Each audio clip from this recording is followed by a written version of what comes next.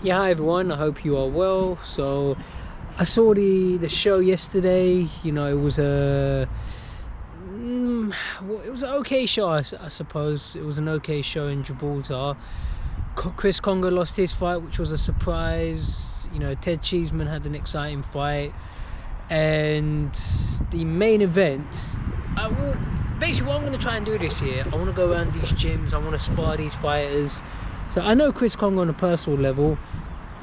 So Chris Congo, well, I mean, look, I've been around boxing. I've been to some of these gyms, so I want to spar some of these people.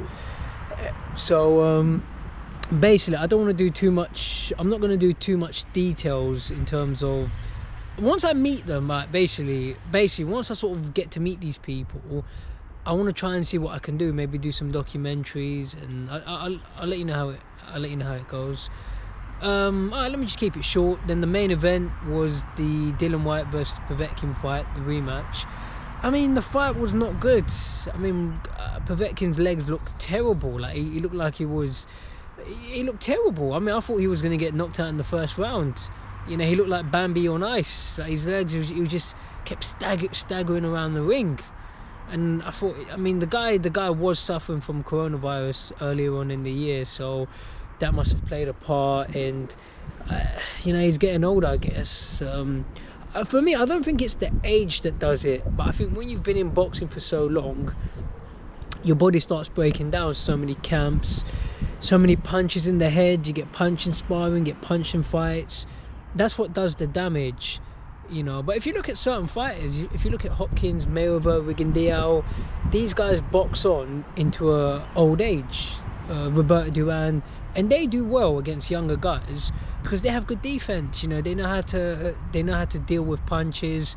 Plus, you know, Mayweather never fought that much. Like all this, you know, fighting once, twice a year, so there's less wear and tear, less damage to the body. But Povetkin was just, you know, physically he was too old, and I mean, who knows? I mean, look, Dillian did what he had to do, but let me see Dillian against some better opponents and take it from there. But I mean, it's not Dillian's fault. All you can do is fight the guy that's in front of you.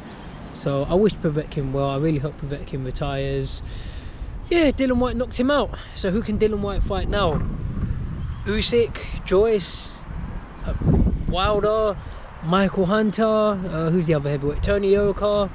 He could fight any of those guys. So let's see what happens. I look forward to, you know, let's see what happens. I think Matchroom are doing pretty well right now, and Joshua Fury are definitely not going to fight this year. No chance. I'm telling you, there is no chance of that fight happening.